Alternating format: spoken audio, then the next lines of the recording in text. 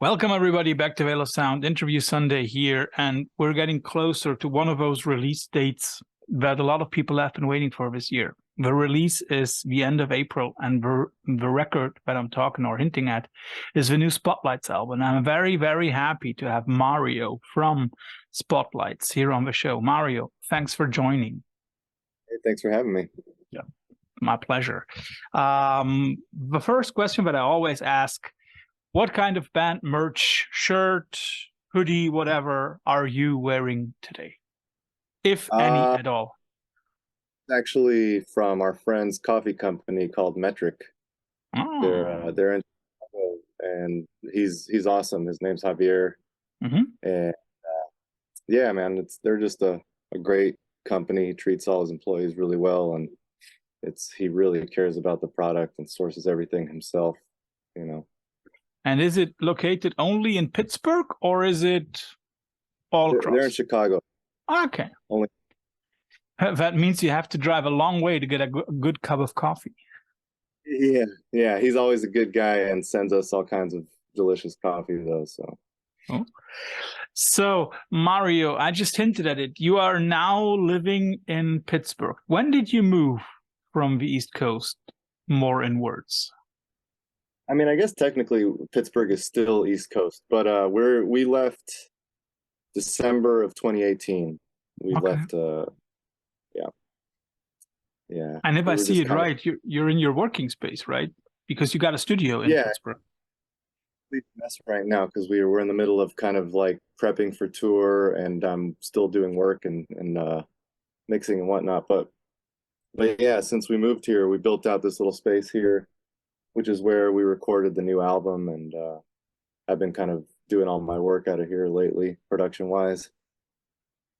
So does having a studio make it more complicated or easier for you? Complicated in the sense, well, I want to twitch it even more and more and more, or is it just you got more time on your hands? It's a little bit of both. It's, I think no matter what, working on my own stuff, that's what you mean, right? When we're working on our own music? Yeah. Yeah, working on my own stuff, it's always much harder for me when it comes to the production side of things. So like, I second guess myself left and right on everything. And so I have to go through a whole full circle kind of process where I hate everything, I love everything, I hate everything, and then finally it's finished.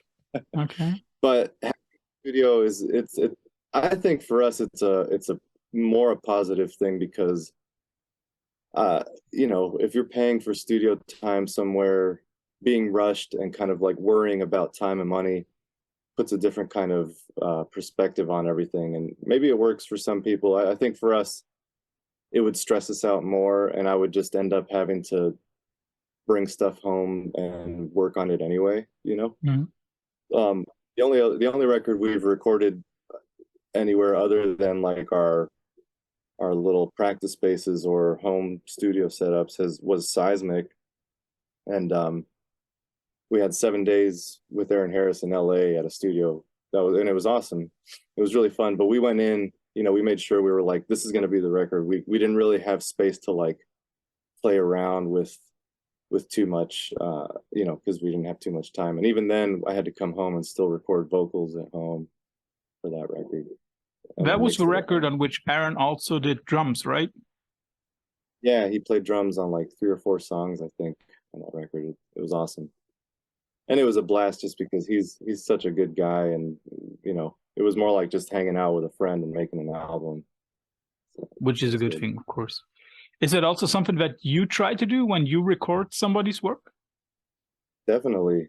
Yeah, I try and work with people, period, that I feel like I'll get along with, especially if I'm recording them.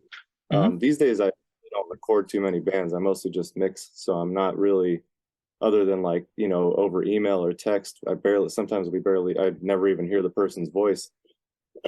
But when I'm recording, like actually tracking a band, I try to only work with bands that I feel a connection with, not only musically, but like, personally, and something I believe in, And I feel like even if we're not you know, at the beginning, it's not like a personal relationship. It's pretty rare that I finish something like that and don't have some sort of like friendship with the people after we're done. That's an interesting thing, because one of my initial questions is also personal relationships. What came first, Sarah of a wife or Sarah of a band member? Well, Sarah is a friend. Funny enough, I was recording her. The way we met is I was recording her old band. I used to studio in San Diego, and we met. That's where we met. So basically, almost like what I was just saying, I was recording her old band, and we just hit it off as friends. We were friends for a couple of years, and always wanted to keep maybe making music together. We talked about it all the time, and eventually, when we started dating, we decided, you know, we went into the studio and wrote the first what ended up being the first Spotlight song. At the time, that was like in 2009. We didn't really know what we were going to do with it, but then, you know, years later when we moved to New York, we finally we became proper bandmates, I guess. At that point. Actually, no, I'm lying. That's not true, because we played in a band called Sleep Lady while we were in San Diego, and we were band members then too. So, while we were together. So when looking at you and when looking at, you know, the other two members of a band, it's interesting that all three of you are highly different individuals, which I also think is some kind of the interesting part about it, right? So when I ask you personally, where are you rather, up in the spotlight or more in the background? I don't mind a little bit of the spotlight. You know, I guess the only time I really love, you know, the spotlight is just being on stage. I think that's where we all can agree on that. You know, Chris is definitely the spotlight all the time, is his motto, as much as possible. Sarah, I think, is probably more in the background, but yeah, I think I kind of land more in the middle. Where I don't mind. I like doing interviews and stuff like that. I like talking to people. And but yeah, again, I don't think any of us, or at least Sarah and I, don't really like shoot for like the fame part of this whole thing, or like the kind of like look at me kind of thing, unless we're on stage, you know. Of course, totally different situation. So the new record is out in a few days. I mean, like, this will come out middle of April, so a few days before release date. The record will be out again on Ipecac. Is that something that you now consider Spotlight's permanent, steady home? I mean, I hope so. Yeah, I don't see a reason to go anywhere else. You know, we love Greg, we love Mark, the guys that own and work at Ipecac, and I mean, it's just the perfect home. I couldn't imagine a better label, really. You know, anything that you could want as a band, I think they provide, and as long as they'll have us, I think we'll stay there. You know. What also, I'm pretty sure a lot of people will be struck when they listen to the new record, especially the first 2-3 songs. Because what struck me is that there is a very interesting emphasis on percussion and its possibilities. For example, correct me if I'm wrong, but there seems to be a xylophone on Beyond the Broken Sky. Yeah, actually, well, that's something we've. It's almost been like a staple for us. Is that kind of, you know, I usually do it. It's a synth, really, but it's a xylophone kind of sound. Yeah. And I feel like that's been one constant throughout the whole Spotlight's discography is those bells. And then there seem to be some program beats, for example, on The Alchemist. So it seems as if you are playing with the possibilities of percussion once again. Is that something that you strive for, not repeating structures over and over again? I mean, definitely on this album in particular, 100%. That was the goal from the beginning for this record, was to kind of change things up. And to your point, actually, that none of that is programmed drums. Those are all real drums being played. We took a lot of time and purposefully pushed ourselves to like change drum sounds from song to song, even from part to part, and really like tweak things to the point where like Chris, for the most of the album, we separated drums and cymbals. So Chris had to overdub all the cymbals for most of the songs, which is but he killed it, and that gave us a lot of room to play around with, using effect pedals and things like that with the drums to get interesting sounds that don't sound like regular drums. Exactly. And it struck me when I listened to The Alchemist first, of course, and then later on comes Sunset Burial. And at first you have the feeling as if on Sunset Burial, it's again a feeling of programmed drums. Now you explained it's not. But when you listen to Sunset Burial a little bit more, you recognize, no, those are real drums. And that's also what struck me, so that you seem to play with not only the effects, but also with the way that we as listeners perceive the album. Yeah, definitely. And I'm glad you're saying that, because that was kind of the goal, is to, we didn't want to just have like an album of songs that all kind of sound the same. And so, yeah, that was the effort we were going for, was to really not only strive for something different musically overall as a whole, but like, dynamically within the songs and within the record, just because, I think we write and we try to make music that keeps us interested as players and as fans, so we try to make the music that we would want to hear as fans. And for us, that's how things stay interesting. And sometimes it also seems as if you are trying to change a lot of the sound through distortion and effects into something even bigger. One of the reference songs for that for me would be Algorithmic, where it sounds as if you are doing the good old Jack White thing. I throw my guitar for so many pedals that it sounds like a bass. So on Algorithmic, is that really the way that you used a lot of pedals for that particular sound to sound it like a bass guitar? Yes and no. Are you talking about like what at the very beginning when it comes in? More about the very heavy part in the middle. So most of that, and I think that's something people don't realize about our band, is most of that stuff is bass. It's Sarah. Yeah. She's the one with I think she's got probably like 23 distortion pedals on her pedals. Awesome.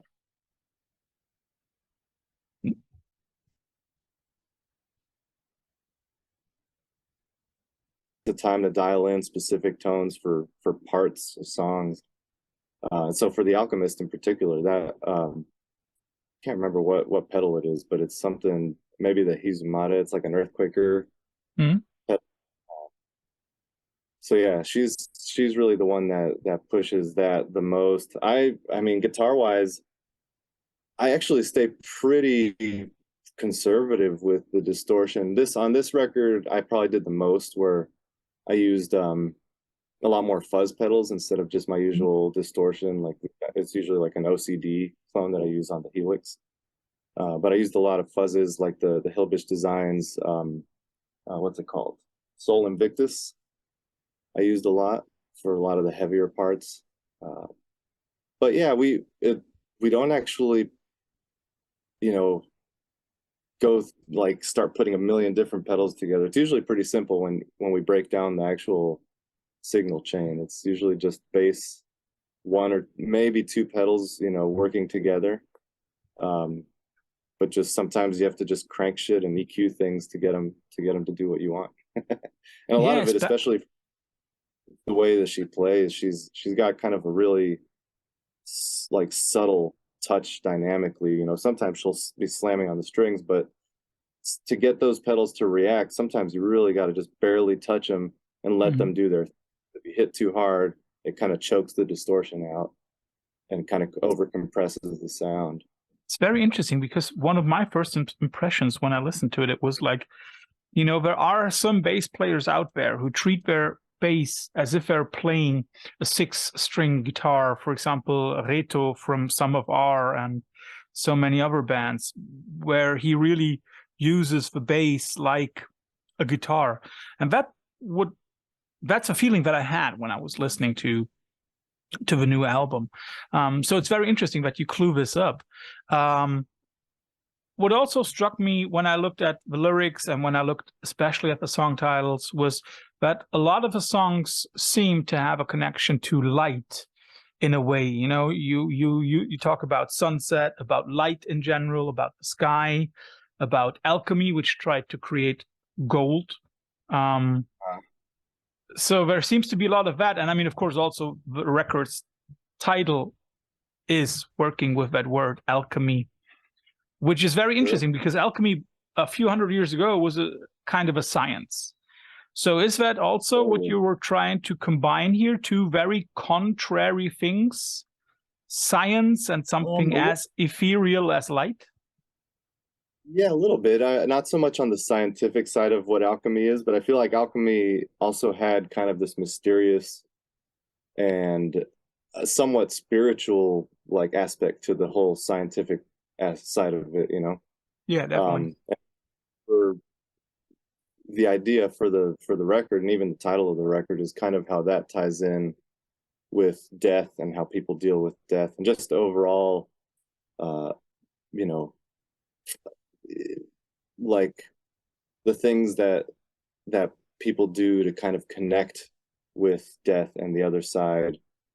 So like the alchemy sort of quote unquote being, you know, things like seances and things like that people do all these like experiments to try and kind of reach the other side. And a lot of that is mixed in throughout. Yeah. So light, you know, I feel like I always like to play with kind of the light and dark side of things to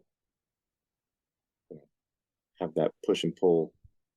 Which of course also works very, very nicely with the kind of music that you are writing and performing, and sometimes also with the experiments that you have. I mean, like you have a saxophone on this record. Who came up with that idea? I think that was my idea. It's really funny because that was one of the first thoughts that I had when we were first just coming up with songs. You can come in. Sarah just showed up. Hey. So finally finally we see the nice part of spotlights. Yeah. So you were talking about the saxophone on False Gods. Yeah, so that was an idea, I think like maybe halfway through COVID, I was just writing a bunch of different stuff and coming up with different ideas, and we didn't really have an idea of how things were going to sound, but I did for some reason just want horns, and I wanted a saxophone to play some part in it. And when we wrote the song False Gods, it made perfect sense to fit in that song. Sarah, it's good that you joined because we just been talking about your performance on the record, which I really like because the bass sound is very striking and strong, and at the same time also a bit hollow, as if we are being wrapped in sound, and fragile. So how difficult was it for you to create that special kind of sound for the new record? It was actually pretty easy once we got to the recording process. I had listened to the demos so much that by the time we recorded, I had a pretty good idea of what I wanted most things to sound like. Mm-hmm. And then, you know, once we get into the process of recording, you know, Mario's also there to really help me dial in the like sounds and textures I'm looking for. And, you know, he really plays a big part in me being able to get those across, you know, with his mixing and engineering. It's usually pretty quick though. Kind of like I was saying, we try and keep it simple. I think like me and her, you know, I'll have the initial kind of idea of like, okay, this should be kind of giant and fuzzy or whatever, and she'll just start playing with her pedals, pick what kind of sounds good, and then we just tweak a little bit and go. Yeah. You know, we don't really So- like to like fuss around in different options. Yeah. So Sarah, how hard of a boss is he? He's actually really easy. I think, you know, being at home and not having the time and money constraint of being in a studio makes it, you know, a lot less stressful, even though, you know, you're trying to get something creative done. But that's I think that plays a big role in probably a lot of people recording, having those constraints. But Mario's awesome to work with. You know, he's an amazing songwriter and engineer. And, you know, I think when we work doing spotlights, we really get along musically first and foremost. You know, that's how we met. So it's a good partnership and collaboration for us. And she's technically the boss. No. Not me. Well, we'll leave everybody to interpret that however everybody wants. The three of you, including Chris. Yeah. Our HR department. So if anybody messes around with us, she's the one that kicks people out. Yep. You know, she makes all the decisions. So you say you're a Chargers fan. How do you feel about Herbert then? Chargers fan. That's what I understood. You were broken up for a moment. That's why I asked. I was saying she's the boss. She runs our HR department. That's because I was thinking I haven't lived in San Diego in long. But the three of you come from a very, very different background. For example, Chris coming from a very strong hardcore and punk background. Does this mix of characters, of backgrounds, also make the band more interesting for you? I think so. For me, definitely. I mean, you know, Sarah and I have a lot of different musical influences, and we grew up on a bunch of different things, but all three of us grew up on a lot of the same stuff too. So there's a lot of crossover, you know, for the things that we do like. And then the differences are always great, just because it kind of keeps us kind of just experimenting with different sounds and different things that we like. So I think it's a good thing. Yeah. Yep. What is also very interesting, and we've already spoken about the combination of light and dark, of heavy and mellow. What is interesting is, of course, you are being placed in a genre that is so hard to get. You know, a lot of people label you as doomgaze. And I know that everybody who plays that kind of music hates the label because it's something that listeners have to put onto a record, you know, in order to get it into a box, whereas for you as musicians, it's usually a kind of a process. But can you see why people label you doomgaze? And if you can see that, do you agree with it? I mean, I can definitely see why, you know, and again, I think like you said, I think people just it makes it easier to kind of just put categories on things, because then, number one, it's easy to find music that way. So if you're into kind of a genre, then you just search out bands that sound like whatever. We don't really get too caught up in like the whole genre thing, you know, whatever people want to call us. We get called shoegaze all the time too, and that doesn't make any sense to me either, but whatever works, you know. And if it brings us new fans, then cool. You know, we just consider ourselves a heavy rock band. We don't really we've never gone into any record or any song being like, we want this to be a doomgaze song, or we want this to be a, you know, whatever genre song. So yeah, because you're hearing all of our influences, you know, all three of us. So we never have a preconceived, like, I don't know, genre sound in mind. We just, you know, flow with what's coming out. And, you know, a lot of them don't make sense to me either, but I also don't really know what to call us other than heavy rock. But the labels are fine if it helps, with media and press and, nowadays we have hashtags, which we didn't grow up with, but, whatever helps, listeners identify and find us, like it's great. Yeah. So you've just spoken about influences. Could each of you name a few of the people that influenced you? Maybe not directly, but where you say like, okay, that was an influence for me to grab an instrument and play. My main influence is King Buzzo from the Melvins, and just the Melvins in general. They really opened up my eyes at a really young age that you don't have to be only metal or only punk or only hardcore. They blended all those, and it really just blew my mind. I was like 14, when I discovered them, and they made me want to have an instrument in my hand and do it also. Shout out on this occasion to our friend Dale, who gave us that wonderful interview a few months ago. Mario, what would be your influence then? For me, I'd say my biggest influence ever since I was a kid has been The Cure. So Robert Smith from The Cure. Guitar playing is,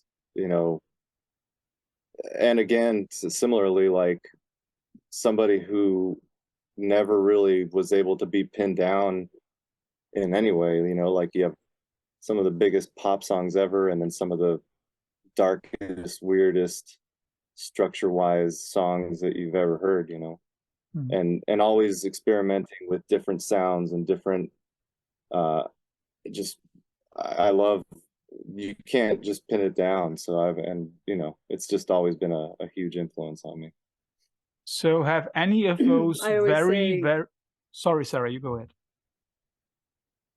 It's okay. It's I always say, without actually realizing it, that when people ask us what we sound like, I always say that we're the Cure if they were a metal band. Yeah. Or so the Melvins if they were a new wave band. But, right. Exactly. Yeah, exactly.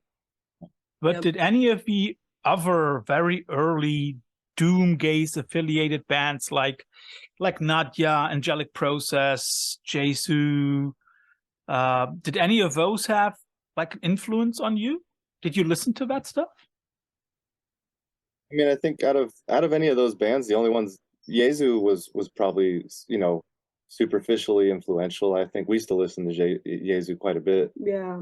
And again, I never really thought we were like similar to that, but I can see why it would be, similar. But yeah, like I don't know too many. I mean, honestly, I just don't listen to too much music. I think neither of us really are like the type that search out new bands or follow what's going on too much. It's probably not a good thing, or maybe it is, I don't know. But yeah, again, so I'm like stuck in the 80s and 90s still listening to the same bands that I grew up on. But you do know that The Cure released a few albums after the millennium.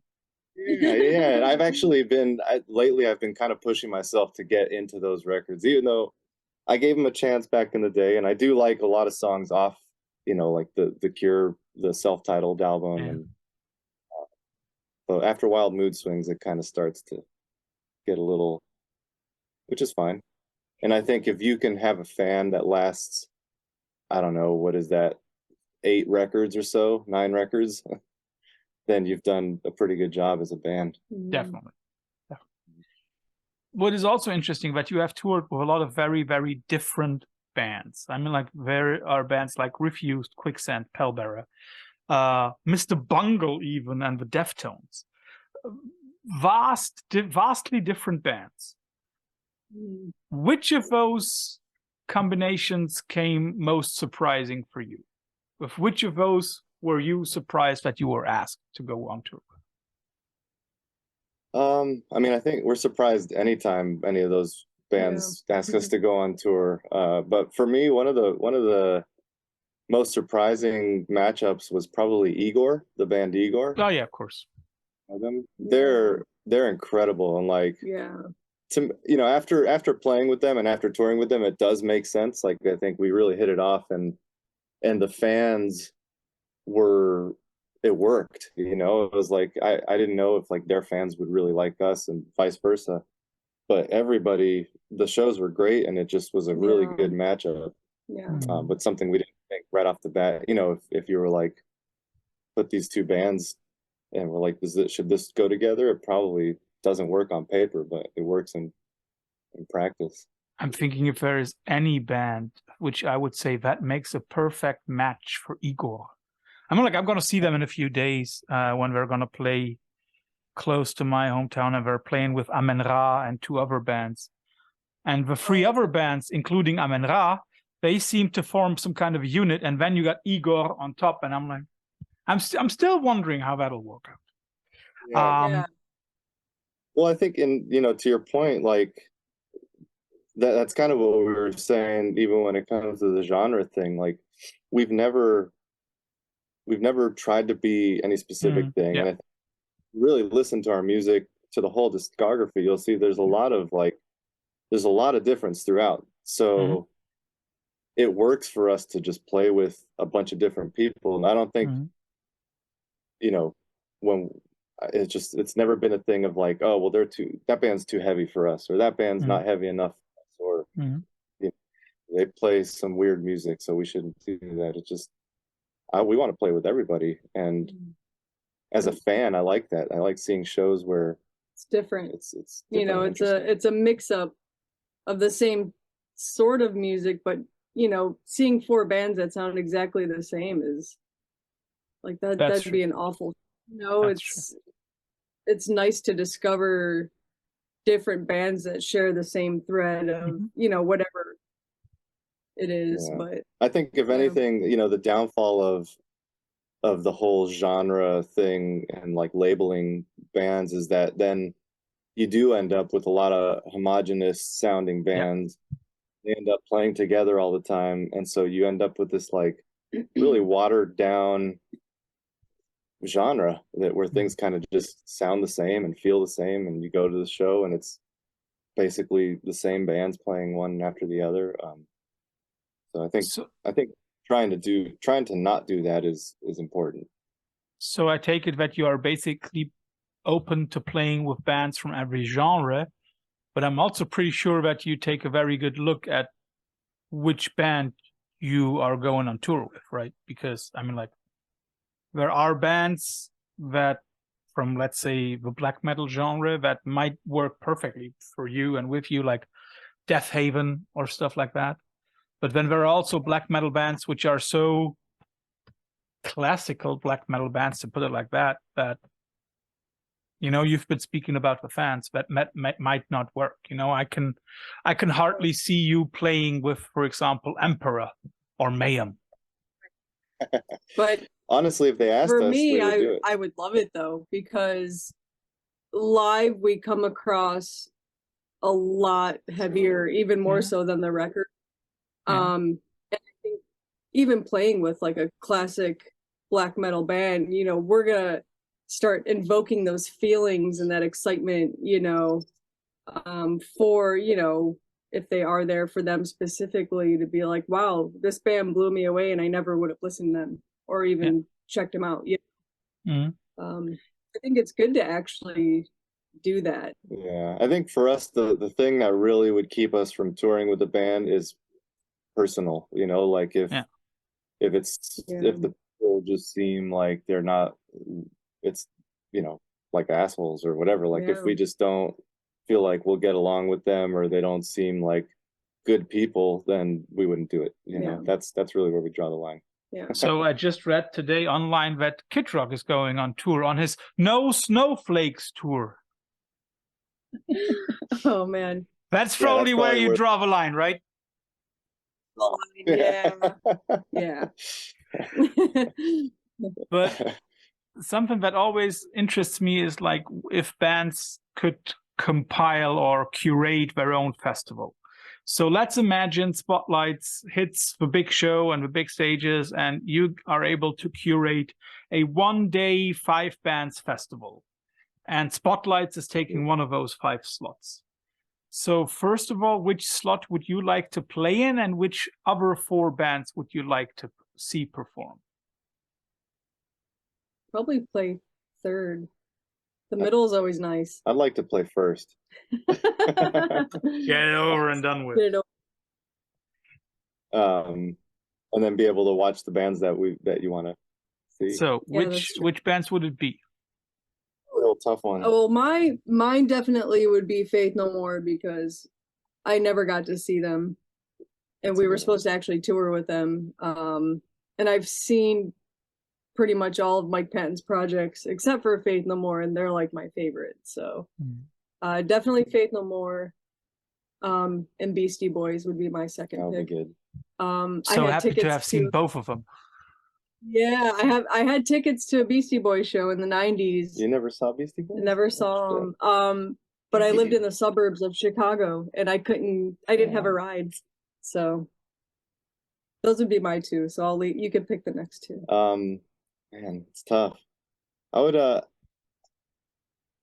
probably get Fugazi if it's like it doesn't matter. Yeah, doesn't matter if people are alive or not, or a I'd band get or not. Fugazi to, and then not to like drone on it, but yeah, I'd probably have The Cure play.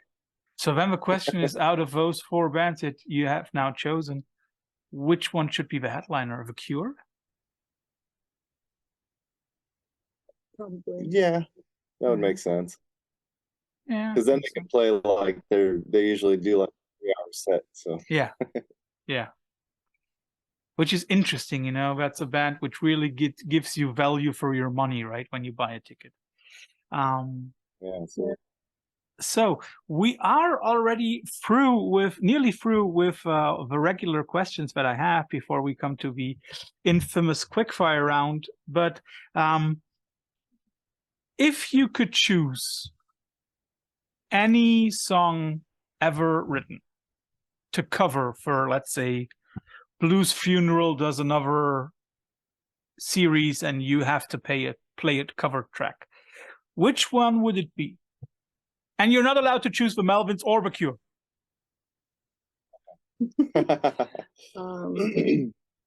That's tough. Well, there's these would be totally like way far removed from like the world we're in, but there's a Peaches song I'd like to cover.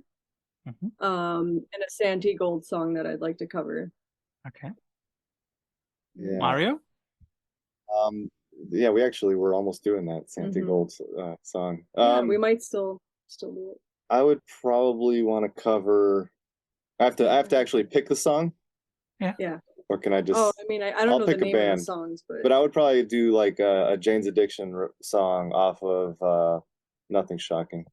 Okay, interesting. So we come to our infamous quickfire round, and you always get 2 alternatives, and both of you have to choose one of those 2, and maybe give a short explanation why. It's always like roses versus tulips. Which one do you like more? AC versus DC, black or white? You know what I mean? Let's start off with something easy, I would hope. My Bloody Valentine versus Slow Dive. You go first. I'm not really familiar with either band, but I think I'd probably pick My Bloody Valentine. I'm kind of in the same boat, and it's probably not fair to because I really don't know too much Slow Dive. I don't know. Okay. So, I do know a couple of My Bloody Valentine songs, and I would probably choose them. Places to play: CBGBs versus St. Vitus. The same thing, isn't it? I mean, CBGBs in the 80s and the 70s. CBGBs. CBGBs in the 90s versus St. Vitus now. St. Vitus. St. Vitus. Yeah. I played CBGBs in the 90s, and it wasn't anything special at that point. Yeah, I can imagine. Refused versus Sick of It All. Oh, Refused. Damn, that's tough. I would go Refused as well. I love Sick of It All, but I would go Refused as well. If you could choose a continent for touring next, Australia or Asia? Oh, that's killing us. Asia. I would do, yeah, I mean, I'd really want to go to Australia, but I would say Asia just because there's more places to play. What do you prefer, touring or writing and recording? That's tough too. Yeah. I also know that you can't have one without the other, but right, it's true. Touring. Touring for me as well. Mr. Bungle versus Faith No More. I'm pretty sure I already know Sarah's answer. Oh, that's hard. That's Faith No More for me. Faith No More. As I still have to see Mr. Bungle, I would always choose Bungle, but I can more with Jim Martin. Right. Oh yeah. Well, I've seen Faith No More with Mark back in the 90s. Being a lucky kid. Of the 70s.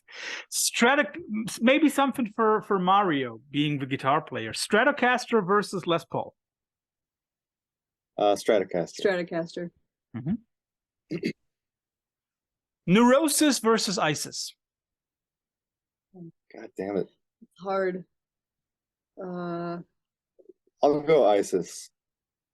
That's like a really that's like this. That's so hard, yeah. Because also you can't have one with. Well, you can have neurosis without ISIS, but ISIS without neurosis. Yeah. Well, no, I mean, yeah, ISIS wouldn't exist without neurosis. Exactly. So therefore, yeah. Yeah, I'll go ISIS just because I stumbled upon them first, I guess. As you are now living in a city with a not so good baseball team, but coming from a city with at least one good baseball. The Pirates versus the Yankees. I'll go Pirates just because I like the colors better. Okay. Yeah, I'll go Pirates. Yeah. So then, Mario, would you also have chosen the Steelers over, let's say, the Giants? Yeah, I mean, I'm not a huge sports fan, people, so I don't teams, but I like the designs better of the Steelers. I like their helmets better. And last one, as you both seem to like the 80s, and I know that you like this like post-punk new wave kind of stuff. Joy Division versus New Order. New Order for me. Probably New Order, yeah. Interesting. You're the first ones to choose New Order, and I'm very happy that finally somebody does it. Everybody else like, yeah, Joy Division. Joy Division. Yeah. I never really, I don't know. I mean, I came to New Order first when I was a kid. Me too. They were like one of my first favorite bands, but then, and then I heard Joy Division and it made sense. I'm like, okay, sounds similar, but then I could never get into his vocals. I don't know. I just never been too into the Joy Division vocal sound. Is Joy Division the shirt with the mountains that everyone wears? Yeah. That's right. Yeah. By the way, if we're talking about 80s bands, can you listen to stuff like The Smiths? Because I'm pretty sure that everybody who grew up in the 90s either loved or hated them. And if you loved them, it's the question whether you can still enjoy them. She's never liked The Smiths. I was a huge fan. I can still listen. I don't really tie the two together. And I'm not really like that big of a fan, like a massive fan. It's just, and I'm more of a Johnny Marr fan anyway. Like that's The Smiths to me is Johnny Marr. The guitar sound, of course. Yeah. Marcy was just kind of like whatever, doing his thing on top of cool music. So well, yeah, I can understand that. So, Sarah, Mario, thanks for all the very, very interesting answers. Thanks for being on the show. And everybody, in a few days, we will, or the new record will see the light of day, and everybody should listen to it. Awesome. It's the end of April, right? When it's going to be released. Yeah. So listen to it, love it. And now is your chance for final last words. Well, I'm glad I made it. was out at a doctor's appointment, was hoping to make it back in time. So thank you for having us. Appreciate it. Thank you for joining. Anyone So good luck with the tour. Thank you so much. Yeah, thank you. Appreciate it. Have a Take great care. evening. Bye-bye.